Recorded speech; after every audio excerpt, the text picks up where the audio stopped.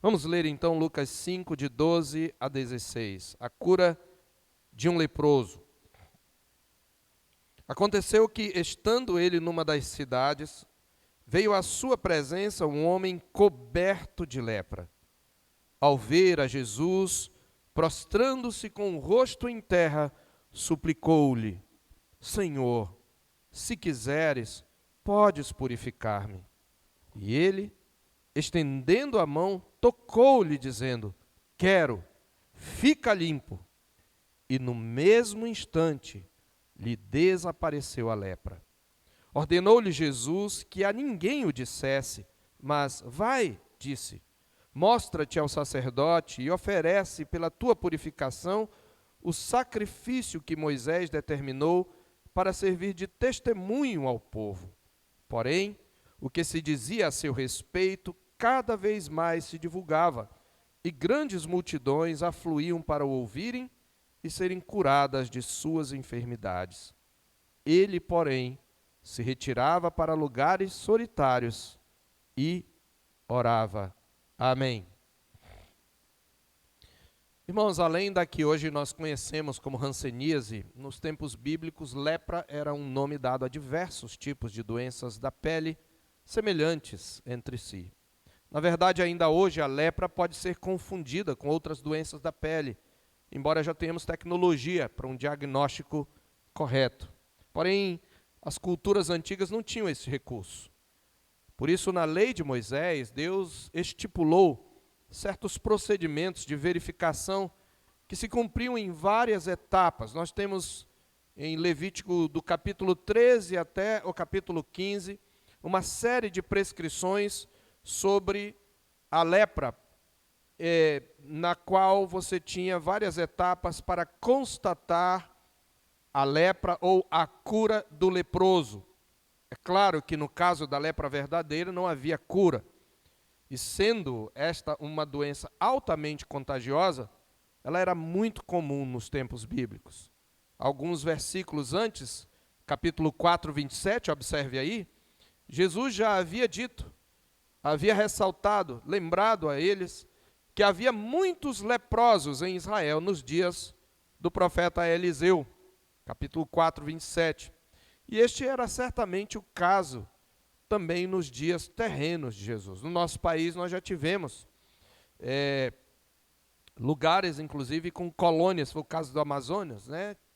Houve colônias de pessoas portadoras de lepra, em que elas eram isoladas. E, meus irmãos, se hoje já existe o que nós chamamos de um estigma, né, em relação à lepra, poucas doenças, ou talvez nenhuma, era tão temida quanto essa doença. Os judeus, na verdade, a consideravam uma maldição, um castigo divino. E algumas vezes era mesmo. Algumas vezes. Na Escritura, pelo menos em 3 ocasiões, o Senhor feriu pessoas com lepra como sinal do seu juízo. Miriam, por exemplo, quando se rebelou contra a autoridade de Moisés, ficou leprosa. Ela foi curada por meio da intercessão de Moisés, mas teve que ficar fora do arraial por 7 dias, que era uma prescrição, mesmo quando alguém era purificado. Isso está em Números 12, de 1 a 16. A sua carne se tornou toda branca, coberta de lepra. Um outro caso é o de Geazi. Geazi era o moço de Eliseu, profeta de Israel, que por causa da sua ganância e mentira e por ter extorquido Naamã, o general Ciro, que havia sido curado de lepra, e que estava grato ao Senhor, ele quis arrancar uns presentes de Naamã, depois de Eliseu ter rejeitado esses presentes, e ele recebeu a lepra de Naamã no lugar do general como castigo. Isso está em 2 Reis, capítulo 5. E por fim nós temos um rei que era até piedoso, rei Uzias, mas que ficou leproso por ter se ensoberbecido com o sucesso e a prosperidade do seu governo, e por ter profanado o templo do Senhor, entrando no santuário e oferecendo incenso, tarefa exclusiva dos sacerdotes. Uzias morreu leproso e foi sepultado fora da sepultura dos seus pais, ainda que no terreno dessa sepultura. Está em 2 Reis 15, versos 5 a 7, e especialmente em 2 Crônicas 26, de 16 a 23, onde se mostra que a lepra lhe veio por causa da sua soberba.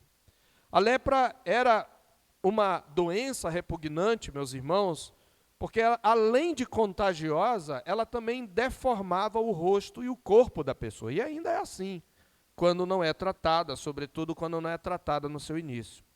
Você tinha o afundamento das cartilagens, né? Como o nariz era afundado, a perda das extremidades, como a pessoa perde sensibilidade, ela machuca as extremidades, não percebe, e ela vai perdendo dedos dos pés, dedos das mãos, a orelha é decepada, ela fica com os pés e as mãos, às vezes, cotós.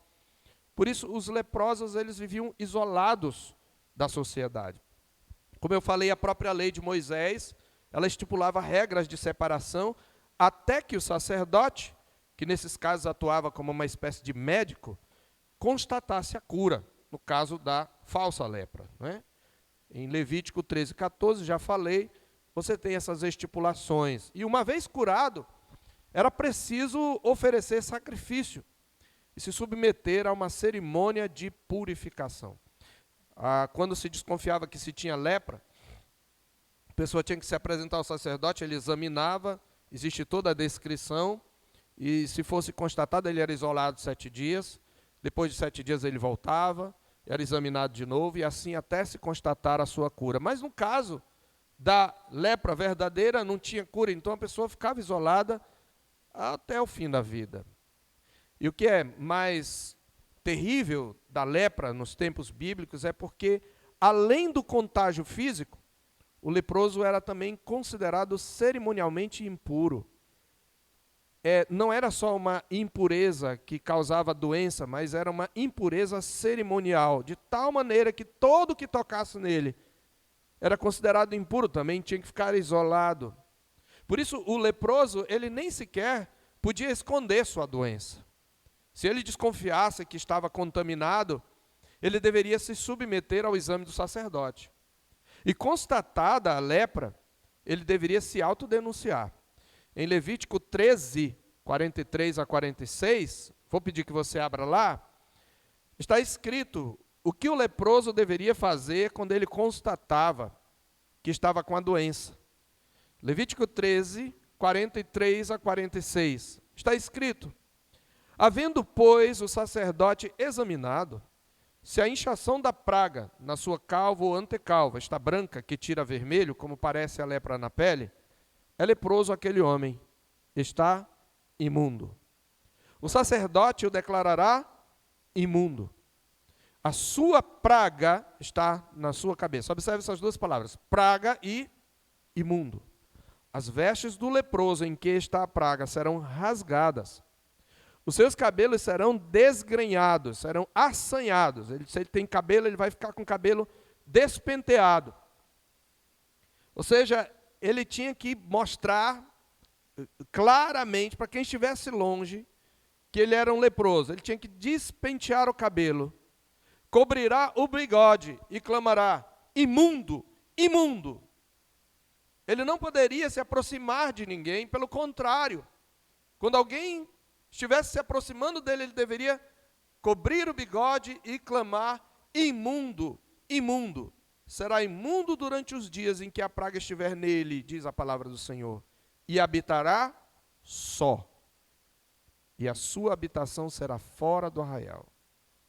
Você imagine que situação de miséria. Convém ressaltar, meus irmãos, no entanto, que o isolamento era necessário para evitar o alastramento da doença. E na antiga dispensação, a lei cerimonial foi dada por Deus para ensinar o princípio da santidade, como o Senhor explica em Levítico 10:10, no mesmo livro do chamado Código de Santidade. Deus estabeleceu aqui e em vários outros versículos qual é o sentido da lei cerimonial, que hoje não está mais em vigência a partir da morte e ressurreição de Jesus, mas lá está escrito que o propósito era para fazerdes diferença entre o santo e o profano, entre o imundo e o limpo. Contudo, para o leproso, era de fato uma maldição, pois ele estava separado da família, da aldeia e da igreja. Ele não podia ir ao templo, ele não podia adorar, mas também não podia trabalhar. Ele tinha que viver de esmolas. Porque como ele ia trabalhar, se ele era todo defeituoso?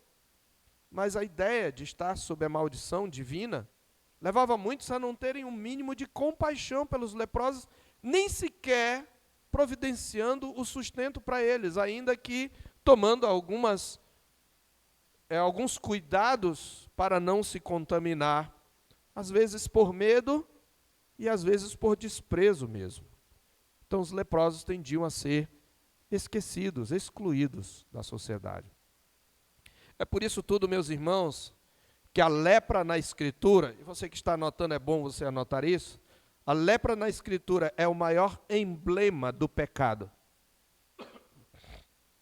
A lepra na Escritura é o maior emblema. O emblema é um sinal, é uma figura que aponta para uma realidade, que simboliza algo. A lepra na Escritura era, por excelência, a doença que simbolizava o pecado. Por quê? Porque aquilo que a lepra fazia com a pessoa no plano físico, o pecador faz conosco, o pecado, faz conosco no plano espiritual. Pensemos um pouco, a lepra contamina, a lepra deforma. O pecado, então, tal como a lepra, deforma e contamina, ele deforma o nosso caráter, e ele nos contamina e contamina aqueles que estão ao nosso redor. O profeta Isaías, por exemplo, começa seus oráculos, nós lemos na confissão, descrevendo o pecado da nação de Israel em termos que lembram uma lepra espiritual. Possivelmente inspirado na lepra do rei Uzias, de quem ele foi contemporâneo. Lembra que ele foi chamado no ano da morte do rei Uzias. Ele diz assim, eu vou repetir o texto que nós já lemos, Isaías 1, versos 4 a 6. Ai desta nação pecaminosa, povo carregado de iniquidade, raça de malignos, filhos corruptores, abandonaram o Senhor, blasfemaram do Santo de Israel, voltaram atrás.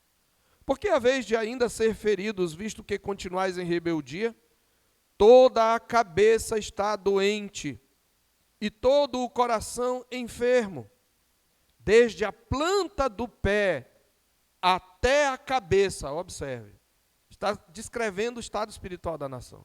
Desde a planta do pé até a cabeça, não há nele coisa sã. Só há o quê? Feridas, contusões e chagas inflamadas, cheias de pus, umas e outras não espremidas, nem atadas, nem amolecidas com óleo. Observe aí a descrição do pecado, da corrupção da nação, em termos praticamente de uma lepra. Por isso, na cultura israelita, a lepra era uma imundície. É por isso que quando se referiam à cura da lepra, os judeus praticamente não usavam o termo curar, eles usavam o termo purificar. O leproso, quando chega até Jesus, ele diz, se quiseres, podes purificar-me. Jesus, quando vai falar, manda um recado para João, observe no capítulo 7, verso 22, então Jesus lhe respondeu, ide anunciai a João que vistes e ouvistes, os cegos veem, os coxos andam, os leprosos são purificados. É tendo esse contexto em mente, meus irmãos, que nós devemos examinar essa história. A história da purificação do leproso. E como ele é purificado? Ele é purificado a ter contato com a única santidade que é contagiosa, com a única santidade que é capaz de purificar. E nós vamos dividir esse nosso texto aqui nas cenas que são naturais ao texto.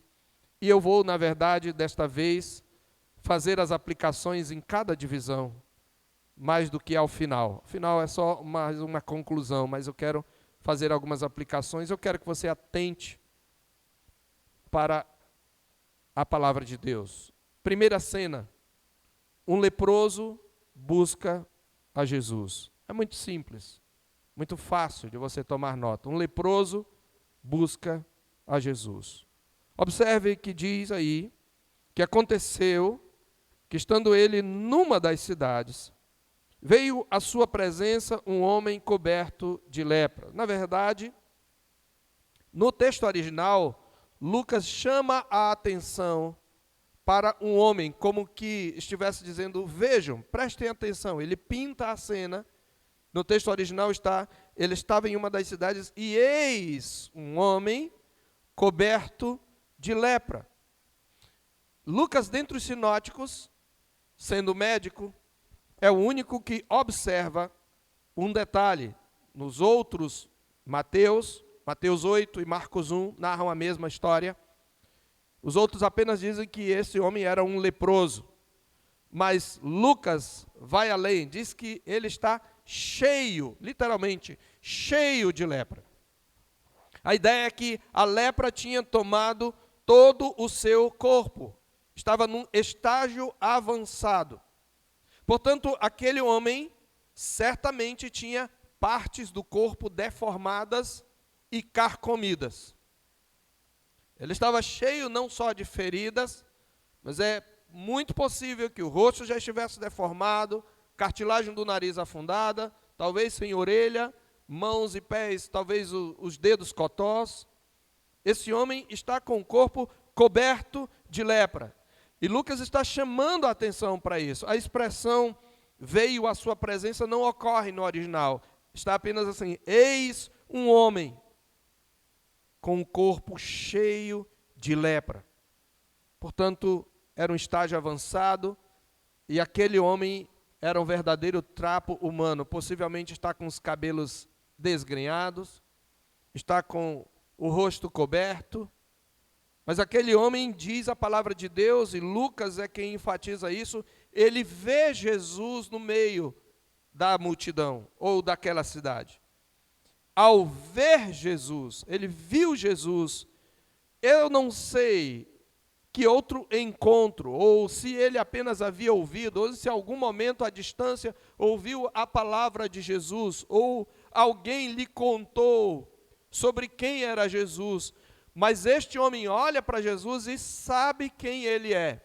E sabe quem ele é de um modo que outros talvez não tenham percebido. Por várias razões. Esse homem vê Jesus e se prostra. Essa é a primeira coisa que ele faz. Quando ele vê a Jesus, diz que ele se prostra com o rosto em terra. Irmãos, prostrar-se com o rosto em terra é um ato de adoração. Exceto em caso que alguém estava diante de um rei, também era comum se prostrar. Mas Jesus não era, politicamente falando, um rei. Nós sabemos que ele é o rei, sabemos disso. Mas para as pessoas, de um modo geral, Jesus era um homem comum, era o filho do carpinteiro. E Mateus, que é mais claro, diz lá que ele o adorou, no capítulo 8, verso 2 do seu evangelho. Marcos destaca que ele lhe rogava de joelhos.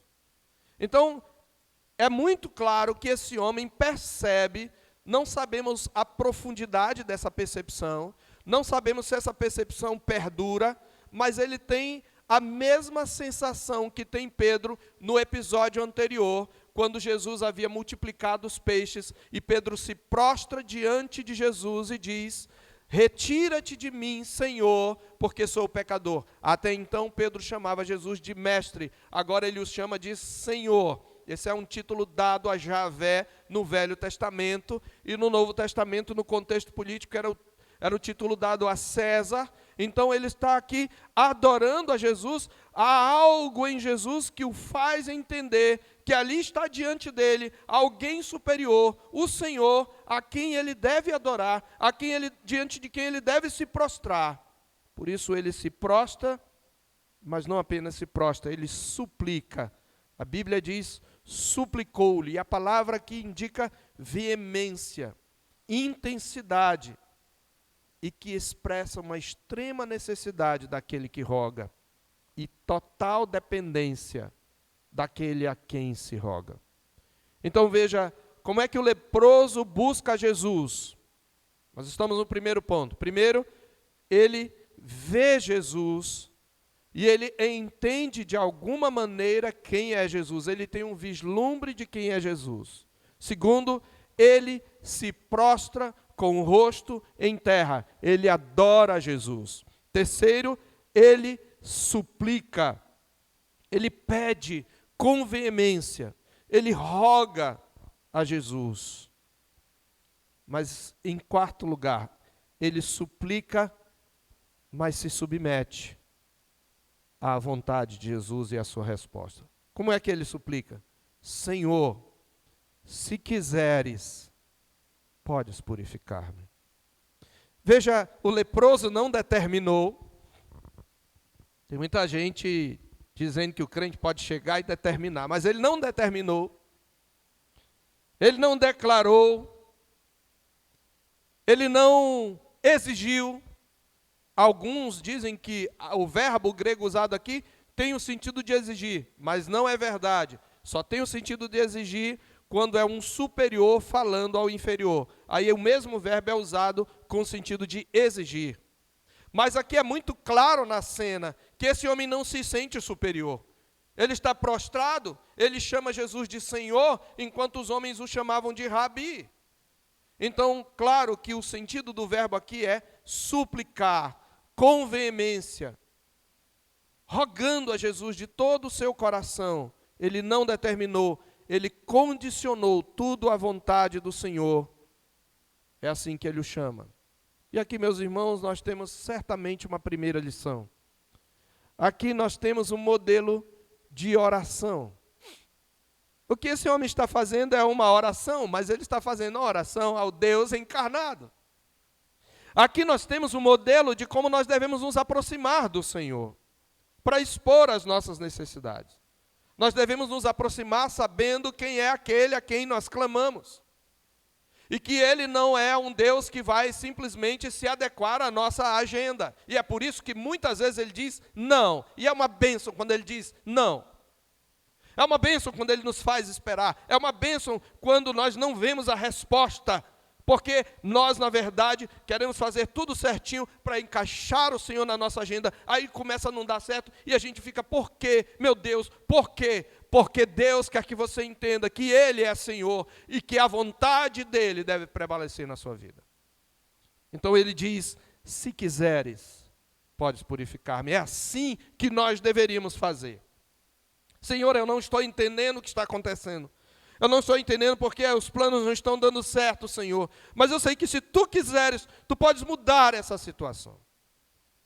Mas se Tu quiseres. Segunda cena. Jesus, veja, nessa primeira cena, eu quero falar só mais uma coisa. Um leproso se aproxima de Jesus. O que nós temos aqui é o imundo se achegando ao santo de Deus. O imundo está chegando perto da pessoa mais santa que já pisou na terra. O único cuja santidade é perfeita. Grave isso. Leproso não podia se aproximar. Ele não podia se aproximar nem de uma pessoa comum, quanto mais de um sacerdote, por exemplo. Ele não poderia se aproximar de um rei. Ele não poderia se aproximar de alguém que lida com culto, alguém que é sumo sacerdote, não poderia tocar nele, mas ele se aproxima do santo. Então nós temos a segunda cena. Jesus toca o leproso. Irmãos, essa é uma cena tremenda, porque ninguém podia tocar o leproso. E Jesus não precisava tocar o leproso. Veja, mais à frente, se você observar, existe uma outra cura de vários leprosos. Capítulo 17, verso 11. É só para você conferir. Lucas 17, de 11 a 19. Jesus nem se aproxima deles. Os 10 leprosos, eles disseram, compadece-te de nós. E Jesus, ao vê-lo, só disse, ide mostrai-vos ao sacerdote. Foi só o que ele disse. E eles indo foram purificados. Eu falei para vocês que o milagre é uma demonstração parabólica da realidade do reino de Deus. E o milagre mostra quem é Jesus. Jesus nunca fazia um milagre do mesmo jeito.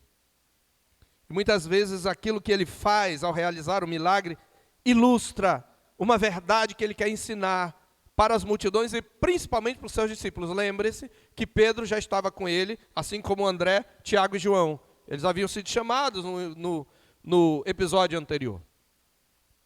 Então eles estão vendo tudo isso. Por que então Jesus toca? Primeiro, Jesus toca para manifestar compaixão.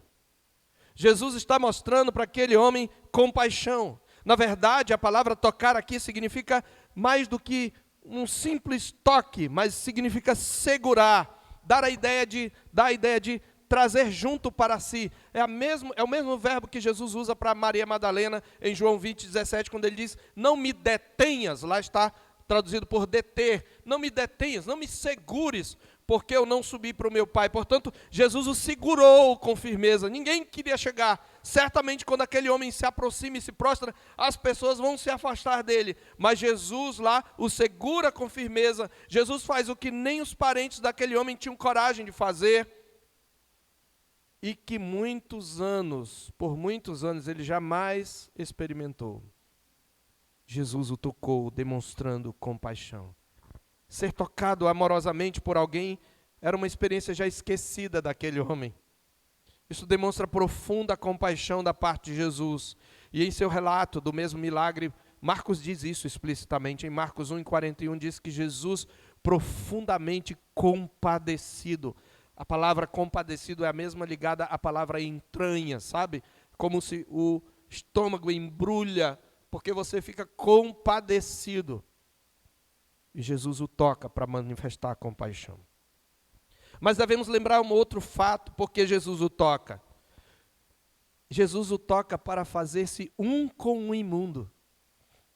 Jesus está se fazendo um com o imundo. Ele está se unindo ao imundo. Veja, uma das verdades espirituais que a lei cerimonial ensinava era que a impureza é sempre mais contagiosa do que a santidade. Eu já falei isso na introdução.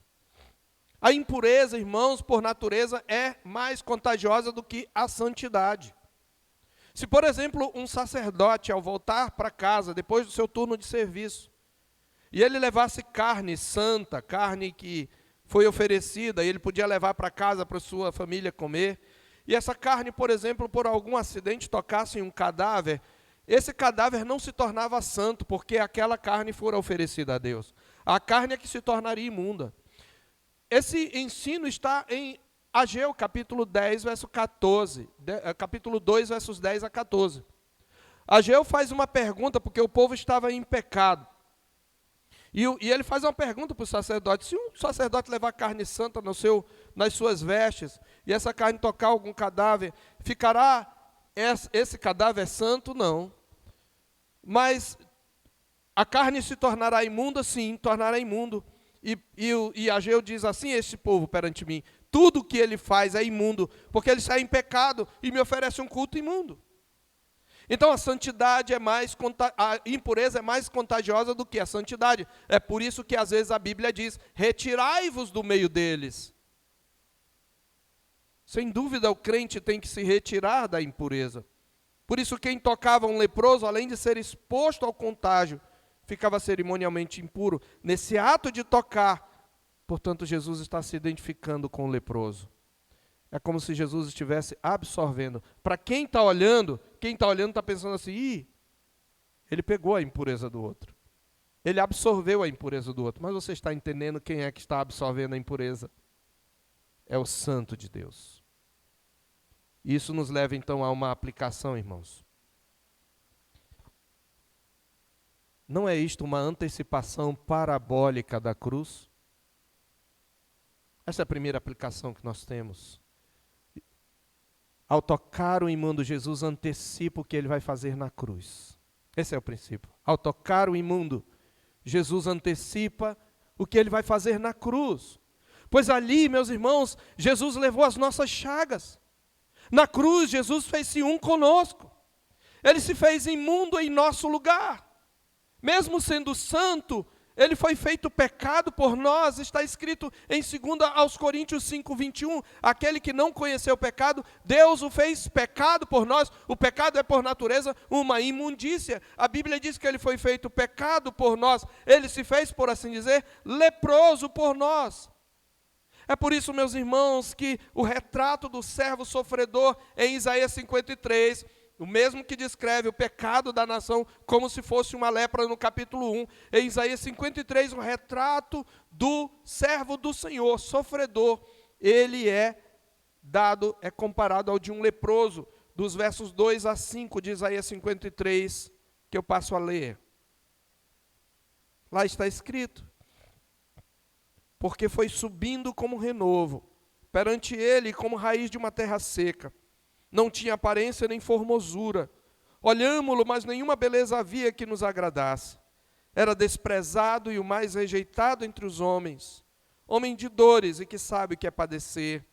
E como um de quem os homens escondem o rosto, era desprezado e dele não fizemos caso.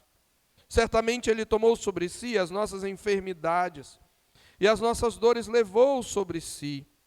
E nós o reputávamos por aflito, ferido de Deus e oprimido.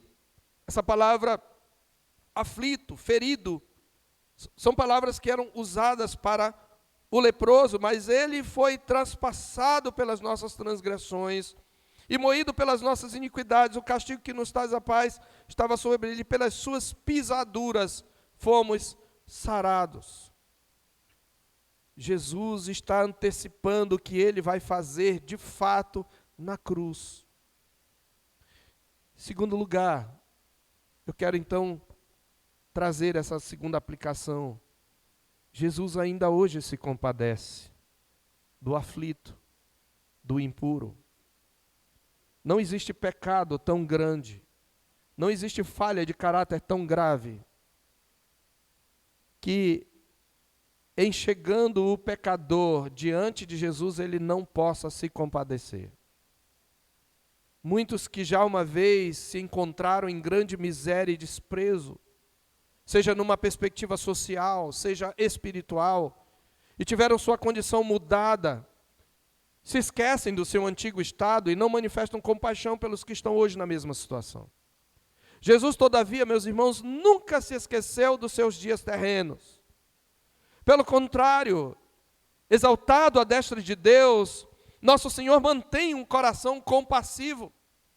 A Bíblia diz que Ele hoje assiste à destra de Deus. Por isso todo aquele que o busca, todo aquele que se prostra, todo aquele que se rende à sua vontade, encontrará compaixão. Como está escrito em Hebreus 4, 15 e 16. Hebreus 4, 15 e 16. Porque não temos sumo sacerdote que não possa compadecer-se das nossas fraquezas. Antes foi ele tentado em todas as coisas, à nossa semelhança, porém sem pecado. Você precisa de socorro.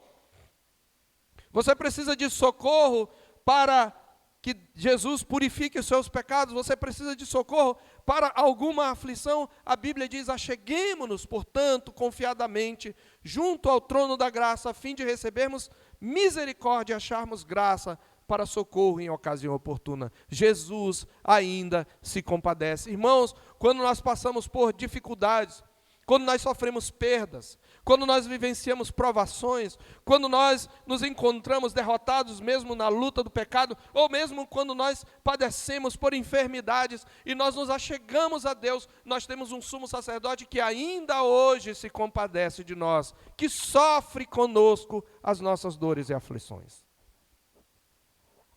É isso que Jesus está mostrando. Então nós chegamos à terceira cena. Jesus, com uma palavra, purifica o leproso. Então, o leproso se achega a Jesus, o imundo se achega ao santo. Jesus toca o leproso, compadecendo-se dele, fazendo-se um com ele. Em terceiro lugar, Jesus toca com uma palavra, purifica o leproso. Nós já sabemos que a lepra era altamente contagiosa, tanto física como cerimonialmente. Já sabemos que aquele que toca o imundo é considerado impuro e pelo menos 7 dias tinha que ficar separado. Portanto, além de se expor ao risco de ficar leproso de verdade, fisicamente, Jesus aparentemente está quebrando a lei. Ele já está sendo observado. Se você observar, no próximo episódio, os escribas e fariseus aparecem na cena. A fama de Jesus vai crescendo. Então, o clero de Jerusalém, peraí, quem é esse rabi? Quem é esse homem? Vamos ver quem ele é. E eles já vão enviar uma comitiva para observar Jesus. E Jesus está aqui numa cidade. E para quem está vendo, que conhecia a lei cerimonial, Jesus quebrou a lei. Irmãos, a lei nessa época estava em vigência. A lei cerimonial era a lei absoluta. E quebrar essa lei era pecado. Mas será que Jesus de fato quebrou a lei? Não, eu falei que apenas aparentemente. Jesus, na verdade, cumpriu a lei. Porque o alvo da lei é a santidade. Como está escrito no mesmo código de santidade, Levítico 19:2, santos sereis, porque eu, o Senhor vosso Deus, sou santo. No mesmo livro de Levítico que tem o código de santidade, as leis cerimoniais, está escrito em Levítico 20, versos 7 e 8, portanto santificai-vos e sede santos, pois eu sou o Senhor vosso Deus. Guardai os meus estatutos e cumpri-os. Eu sou o Senhor que vos santifico. Deus está dizendo, vocês precisam ser santos. No primeiro texto que eu citei. Porque eu sou santo. Quem anda com Deus, quem vive com Deus, quem tem comunhão com Deus, tem que ser santo. Mas eu não posso me santificar a mim mesmo. Então, no outro texto, do mesmo livro de Levítico, 20, 7 e 8, diz, eu, o Senhor vosso Deus, vos santifico. Sou eu quem santifica vocês. E para demonstrar isso, Deus estabelecia a lei do sacrifício. O sacrifício era um rito de purificação, pelo qual uma vítima substituta era morta, era imolada, seu sangue era espargido sobre o altar, era oferecido a Deus, e inclusive parte dele era aspergido sobre o leproso quando purificado. Então, quando Deus estabeleceu a lei de sacrifícios, Ele está simbolicamente apontando para aquele sacrifício que de fato purifica pecados, que é o sacrifício de Jesus. Então, Levítico é escrito primeiro para dizer que não é possível viver na presença de Deus, andar com Deus sem ser santo. Deus não pode aceitar a iniquidade associada ao seu ajuntamento. Mas, por outro lado, o imundo não pode se purificar. Então Deus providenciou o meio de santificação. Ele disse, eu sou o Senhor que vos santifico. E quem está aqui, meus irmãos? Esse é o ponto. Aqui está o Senhor que santifica o imundo. Aqui estava aquele cuja santidade não pode ser manchada pelo pecado. Mais do que isso, ali estava o Senhor que santifica o imundo. Ali estava encarnado o mesmo Deus que disse, eu sou o Senhor que vos santifica. E ele olha para o leproso, ele segura o leproso, e em vez de ficar impuro, a sua santidade contagiosa é passada para o leproso. Ele diz, quero, fica limpo. E diz a Bíblia, que no mesmo instante,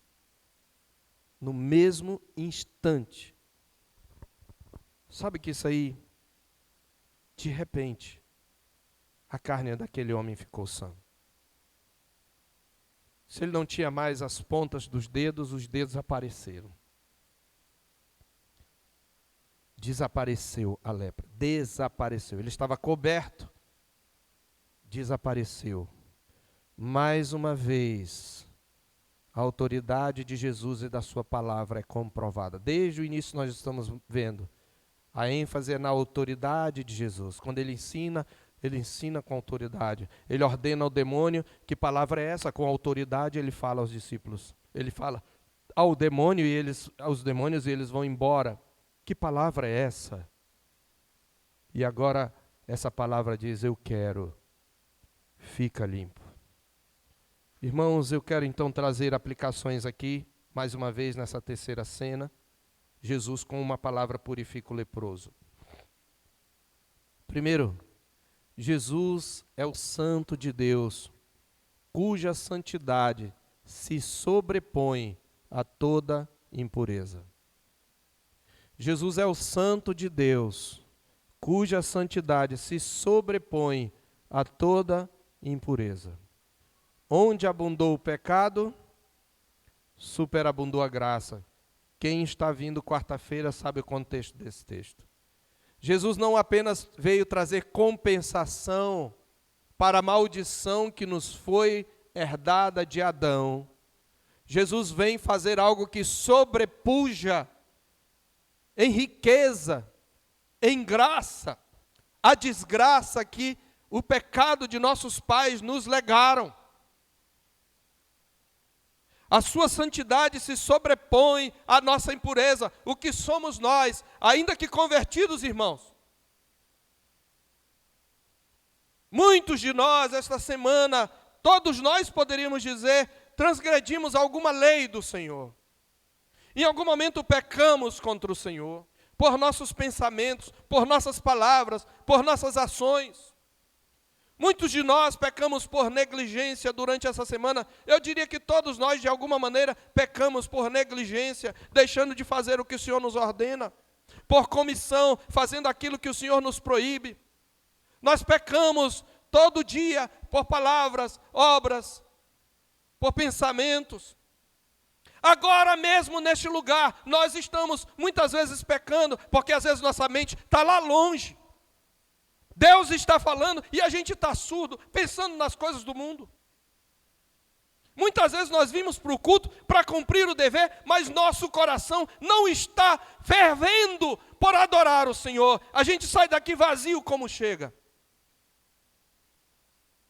Nós não temos condição de medir o tanto de pecado, de impureza, de imundície que está aqui nesse salão, incluindo a minha e principalmente a minha. E sabe por que Deus aceita o nosso culto nessa noite? Porque o santo, cuja santidade se sobrepõe à nossa impureza, intercede por nós. É somente isso.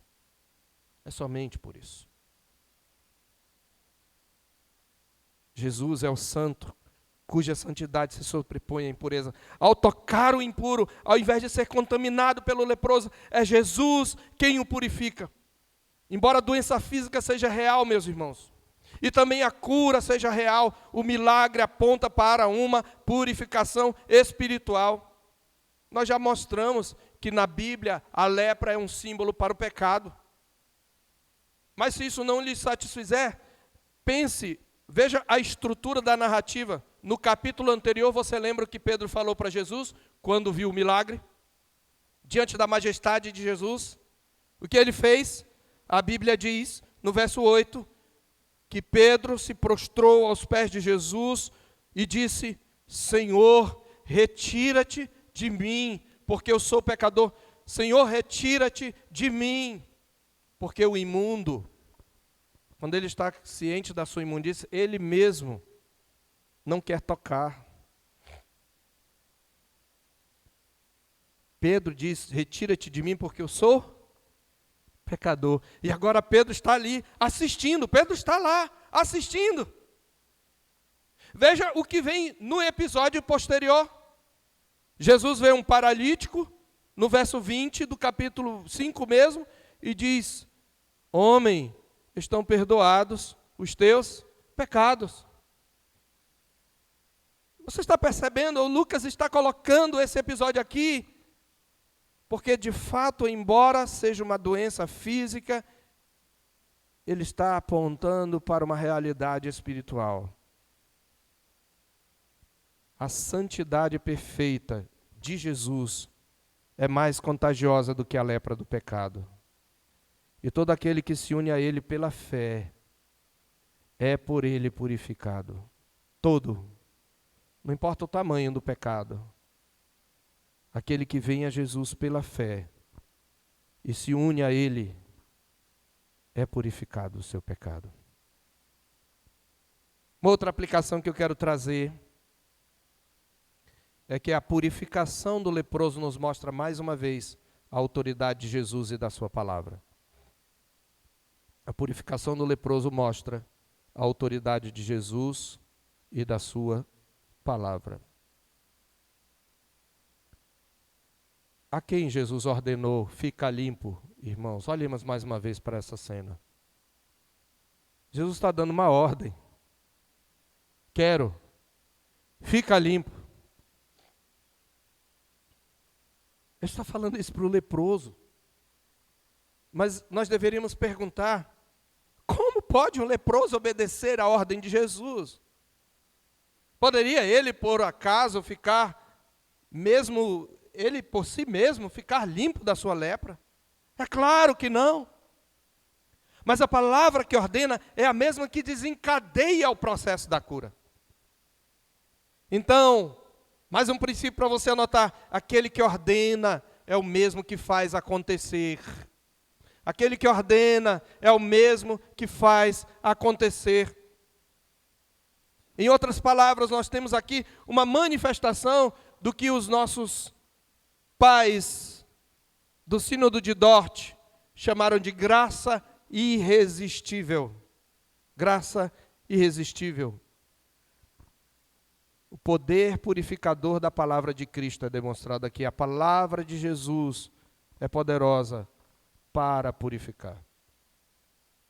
Uma terceira aplicação dessa cena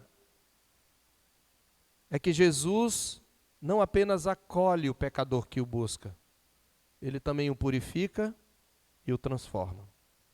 Jesus não apenas acolhe o pecador que o busca, ele o purifica e o transforma. Irmãos, nós gostamos de ouvir que Jesus acolhe, né? Mas Jesus não acolhe para deixar você do mesmo jeito, não. Se você quer ser acolhido com Jesus, mas você quer ficar com a sua lepra, então você não entende o que é ser acolhido por Jesus. É comum ouvirmos que Jesus acolheu aqueles que a sociedade excluía. Que ele se aproximou de pecadores e prostitutas e comia com aqueles que eram banidos da comunhão pela sua condição indigna. E com isso podemos concordar, devemos concordar. Pois como ele mesmo mais tarde dirá, o Filho do Homem veio buscar e salvar o perdido, aqui mesmo em Lucas 19:10. Um fato, porém, meus irmãos, que não devemos nos esquecer, é que Jesus não restaurava os excluídos simplesmente trazendo de volta para a sociedade. Jesus não pega aquele leproso e diz: meu filho, todo mundo te exclui, mas eu não vou te excluir, volta para a sociedade. Não! Jesus restaurava os excluídos mudando a condição pela qual eles haviam sido excluídos, transformando-os. O leproso era excluído, discriminado e desprezado, não recebia compaixão, e a falta de compaixão das pessoas era sim uma atitude pecaminosa, porque poderiam pelo menos dar a ele comida, dar a ele algum tipo de conforto. Mas por outro lado, devemos convir que o leproso não tinha condições de viver em sociedade, porque sua condição era contagiosa, trazendo risco até mesmo para os seus familiares. Então, para inseri-lo na sociedade, Jesus primeiro precisava mudar sua condição, purificando da lepra. Segue-se, meus irmãos, que uma das evidências de que alguém foi acolhido por Jesus é a mudança da sua condição espiritual. Espiritualmente falando, meus irmãos, há leprosos que querem ser acolhidos por Jesus, mas não querem ser purificados, eles querem ficar com a sua lepra. Nem sequer se reconhecem como leprosos espirituais. Veja que neste mesmo capítulo Nosso Senhor advertirá os fariseus e seus escribas de que os sãos não precisam de médico, e sim os doentes, no verso 31 desse mesmo capítulo. Falaremos um pouco mais sobre as implicações dessa declaração no tempo oportuno, se Deus quiser. Mas por hora é suficiente para nosso objetivo observar que a advertência de Jesus de que os sãos não precisam de médico e sim os doentes, foi dada, na verdade, a alguns doentes que se achavam sãos, e não gente sã. E esse é o ponto. O ponto é quando eu repilo o outro porque eu acho doente, mas não reconheço que eu também sou doente. O ponto é quando eu quero o acolhimento de Jesus, mas eu quero continuar com a minha doença, com o meu pecado. Falando em termos do nosso texto, meus irmãos, alguns leprosos tratam sua lepra como condição normal, até mesmo como parte de sua identidade. E declaram ter orgulho dela. Criam até um dia de orgulho. Porém, se você quiser ser curado da sua lepra espiritual, se você quiser ser limpo da praga do pecado, antes de tudo, você precisa começar a chamar o pecado de pecado, reconhecer a sua condição. E em segundo lugar, precisa vir a Jesus, na certeza de que somente Ele pode mudar sua condição. E você precisa submeter-se ao senhorio de Jesus, como fez aquele leproso. Quarto lugar, quarta cena, é interessante aqui. Curado, Jesus ordena ao leproso que cumpra a lei. Jesus ordena ao leproso que cumpra a lei. E aqui nós temos uma inversão, uma ironia. Jesus tocou quebrando a lei, e agora Jesus diz, cumpre a lei. Mas veja, primeiro Jesus restaura, depois o restaurado é enviado de volta à lei. Mas que sentido faz, agora perguntamos, para aquele que é superior à lei e aos sacerdotes levíticos submeter o homem curado às instituições religiosas? Jesus o explica. Observe, ordenou-lhe Jesus, verso 14, que a ninguém o dissesse, mas vai, disse, mostra-te ao sacerdote e oferece pela tua purificação o sacrifício que Moisés determinou para servir de testemunho. Ele está aqui falando do que está prescrito em Levítico 14, de 1 a 32. Para servir de testemunho. Podemos dar aqui 3 razões porque Jesus envia o leproso de volta para cumprir a lei. Primeiro,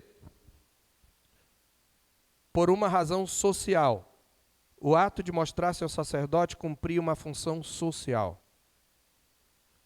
Era o sacerdote que emitiu o atestado de cura do leproso. Veja mais uma vez Nosso Senhor honrando as instituições. Mesmo que a maioria dos seus representantes fossem corruptos, mesmo que ele vai abolir aquela lei pelo seu sacrifício, ela ainda está de pé. Jesus nunca descumpriu um preceito da lei. Então, Jesus valorizava porque as instituições davam testemunho público. E aquilo tinha uma função social. Como é que o leproso, por exemplo, ia chegar em casa, se tivesse pai, mãe, sei lá, filhos, esposa, meu bem, até ele explicar que ele ficou bom, até ela ver, olhando para o rosto, naquele átimo de segundo que passa, todo mundo ia correr. Ele precisava de um atestado de que ele estava são, de que ele estava apto para viver em sociedade de novo. Então tinha uma função social. Isso nos traz uma aplicação, irmãos. A transformação que Jesus opera tem que se revelar na esfera pública. Vou repetir. A transformação que Jesus opera tem que se revelar na esfera pública. Muita gente diz, você não conhece meu coração, você não pode me julgar. A tua fé não é privada, irmão. A fé é pública. Ela tem que se revelar em público, no meu procedimento, na minha condição, no meu comportamento. Ela tem que ser comprovada com as minhas obras. Isto significa que aqueles que Jesus transforma precisam demonstrar em sua vida que a sua condição mudou. Isso também implica que a fé salvadora não é um artigo da vida privada. Aquele que crê tem de testemunhar publicamente pela palavra e pela vida aquilo que o Senhor fez. É isso que Jesus está mostrando. Mas há uma segunda razão porque Jesus ordena O ato de mostrar-se ao sacerdote, além de cumprir uma função social, também cumpria uma função legal. Legal aqui não é de joia, não, é de lei. O ato de mostrar-se ao sacerdote cumpria uma função legal. Nós temos que ter em mente, irmãos, que nós ainda estamos no contexto da antiga aliança. Embora a nova já estivesse presente. Portanto, até a morte e ressurreição de Jesus, a lei cerimonial continuava válida. Isso nos mostra que nosso Senhor nunca transgrediu um só preceito da lei, por isso a acusação que vão lhe fazer quando o crucificam é falsa. Os líderes religiosos o acusarão de quebrar a lei, porém, na verdade, o que Jesus transgredia era a tradição estabelecida a partir da interpretação equivocada da lei. Não era a lei em si. Então, o ato cumpria a função legal, ele tinha que cumprir a lei. Às vezes a gente acha que porque vinha Jesus, pronto, eu já estou salvo, não preciso fazer mais nada. Não, porque eu estou salvo, é que eu tenho que agora cumprir o meu dever como crente, como cidadão, como pessoa. Esse homem não estava isento daquela instituição. E terceiro, o ato de mostrar-se ao sacerdote cumpria uma função profética e escatológica. Função social, função legal, função profética e escatológica. Escatológica é aquela verdade referindo-se aos últimos dias, aos últimos tempos, ao futuro. Veja, olha que cena maravilhosa. Essa é uma ênfase de Lucas. Preste bem atenção, porque talvez nós vamos trazer aqui a informação teológica mais profunda, mais robusta. Jesus envia o leproso aos ministros da velha aliança para que eles mesmos testifiquem e confirmem que nele a nova aliança chegou. Lucas quer nos mostrar aqui o caráter provisório e temporário da velha aliança. Uma vez que os ritos e sacrifícios da velha aliança não promoviam purificação real, apenas uma purificação ritual e simbólica, já a nova aliança em Cristo traz uma ministração superior da mesma graça que a velha aliança pré-anunciava por meio dos ritos e sacrifícios. O que o sacerdote tinha que fazer depois de constatar a cura? Ele tinha de declarar, ele tinha que realizar um sacrifício, ele tinha que aspergir o sangue de um animal, de uma pomba, de uma rola ou de um pombinho, sobre o curado. Está tudo em Levítico 13, 14, você pode ler em casa, anote aí Levítico 13 até o 15, para você em casa, quando rever a mensagem, você ler. E aquilo tudo apontava para Cristo, meus irmãos. Eis aqui uma verdade teológica profunda. O sacerdote, sem o saber, terá que declarar a superioridade e a eficácia do poder da nova aliança, pois Cristo também faz aquilo que a lei é incapaz de fazer. A lei estabelecia as regras de pureza ritual para mostrar a malignidade do contágio e as deformidades do pecado. A lei dava o diagnóstico, mas não podia curar o doente.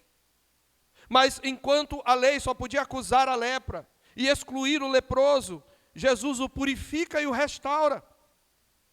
E ele não cura anulando a lei. Pelo contrário, ele cumpre o preceito da lei, a exigência da lei, de um modo que o leproso não podia cumprir. Por isso ele ordena ao leproso que vá e se mostre ao sacerdote e ofereça os sacrifícios exigidos pela lei. E enquanto o sacerdote levítico só podia examinar o doente, o mediador da nova aliança, o sumo sacerdote da nossa confissão, pode curá-lo.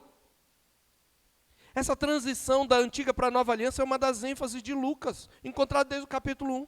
Você tem Zacarias e Isabel, são representantes da velha aliança, vivem nos preceitos e lei do Senhor, e eles vão ter João Batista. E você tem José e Maria, são representantes da nova aliança. De Maria virá o Salvador, o agente da nova aliança.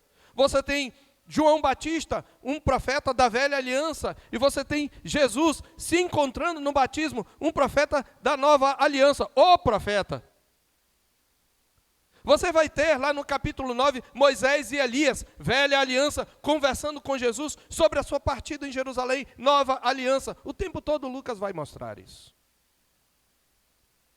E essa transição, meus irmãos, por um lado, com ela, o evangelista também quer ressaltar que não existe contradição entre essas duas alianças, o que há é um diálogo. Uma relação de complementaridade, ambas são ministrações da mesma graça, e uma é o cumprimento da outra. Por isso Jesus não transgride a lei. Jesus cumpre a lei. E por fim nós temos uma última cena. O curado desobedece a Jesus. Essa é a cena. Todo crente é teimoso. Mesmo depois de purificado, ele desobedece a Jesus. Versos 15 e 16, porém o que se dizia, diz no verso 14, ordenou-lhe Jesus que a ninguém o dissesse.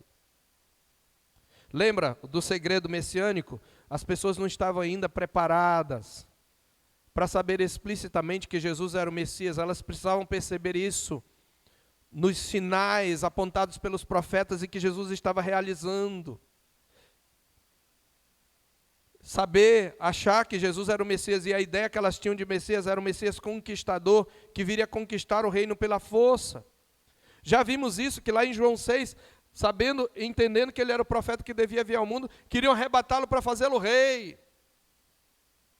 E Jesus era humilde também, ele não fazia questão de fama. As multidões vinham, não é porque ele fazia eventos de cura, não. Ele simplesmente se compadecia de alguém que estava doente, ou estava endemoniado, ou estava leproso. E as pessoas iam vendo isso, iam juntando. Mas ele dizia, não digas a ninguém. E lá, meus irmãos, na versão de Marcos, diz a palavra de Deus que Jesus chegou a repreendê-lo.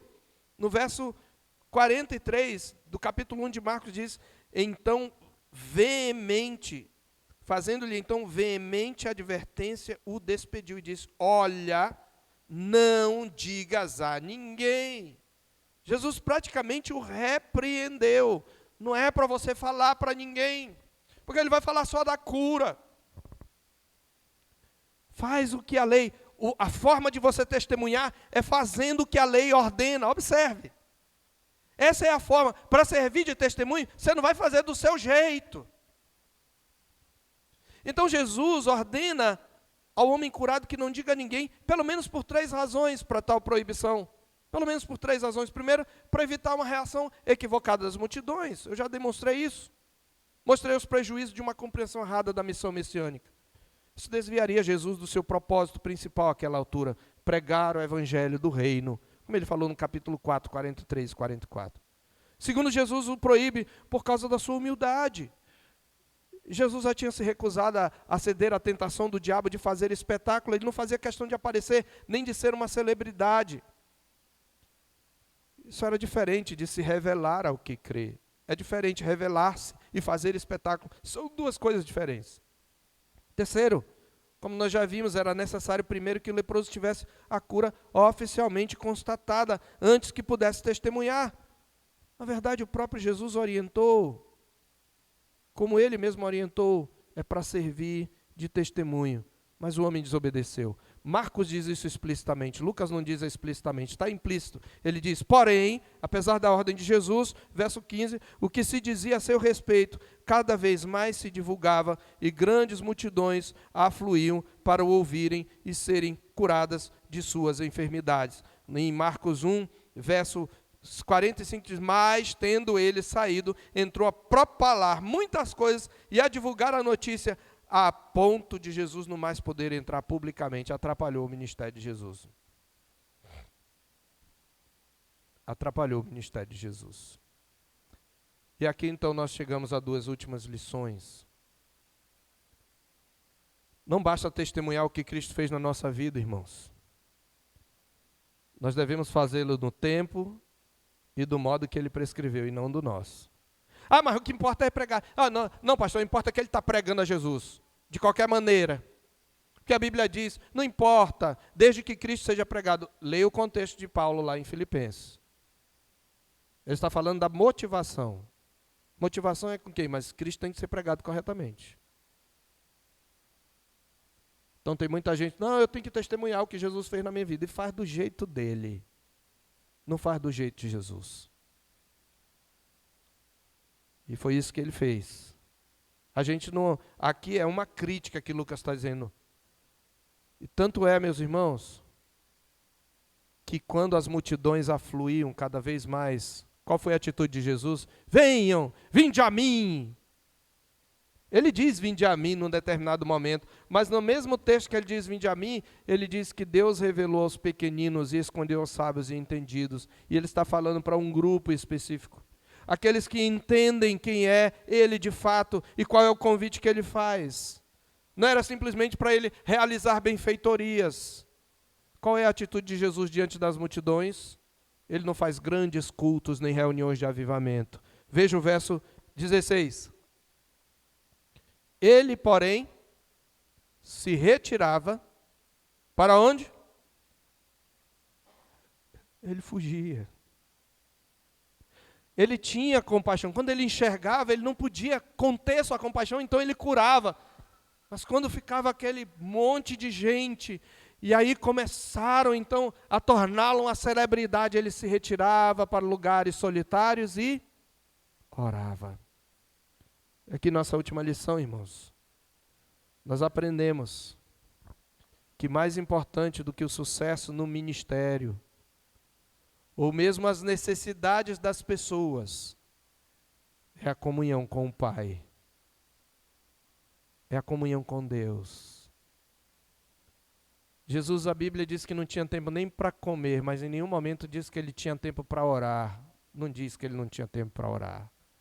Em Lucas, especialmente, o vemos orando continuamente. Talvez você não tenha tempo. Talvez você está dizendo que com o seu trabalho você está servindo a Deus. Cuidado. Nada é mais precioso do que estar na presença do Pai. Buscar a presença do Pai. Veja que o pretérito é imperfeito. É um hábito. Ele costumava se retirar para orar. Meus irmãos, eu concluo muito rapidamente. Só colocando mais duas coisas, duas verdades.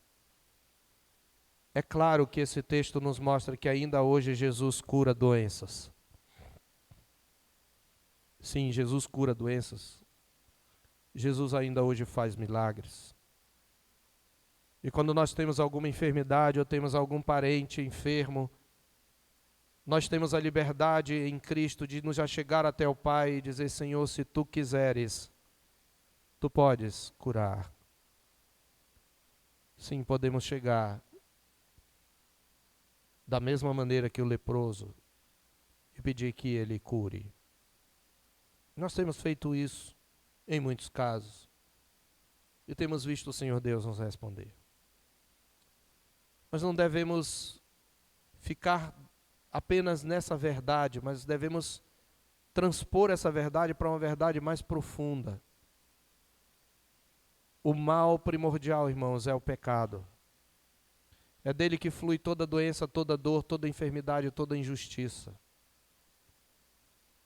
E essa é a maior necessidade que toda pessoa tem.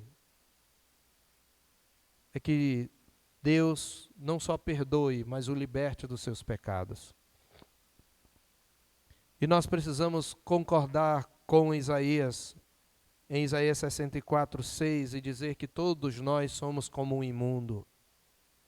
E até as nossas justiças são como os trapos da imundícia. Nós precisamos de Jesus. Se você, meu querido, minha querida, ainda não entregou sua vida a Ele, a primeira coisa que você precisa é reconhecer a sua lepra. É reconhecer o seu pecado e vir até Jesus, submetendo-se ao seu senhorio. E para você que já veio a Cristo e ainda luta contra o pecado, meu irmão, minha irmã, aquele que te livrou da condenação do pecado é poderoso para te livrar do poder do pecado. Lute, busque o Senhor, pelo poder do Espírito, mortifique os feitos do seu corpo. E por fim, há aqueles que caíram e sentem-se sujos. Jesus pode purificar você. Venha a Ele, peça perdão pelos seus pecados, confesse-os diante dEle, submeta-se à disciplina dEle, e certamente você ficará limpo. Nós precisamos lembrar, Jesus continua purificando.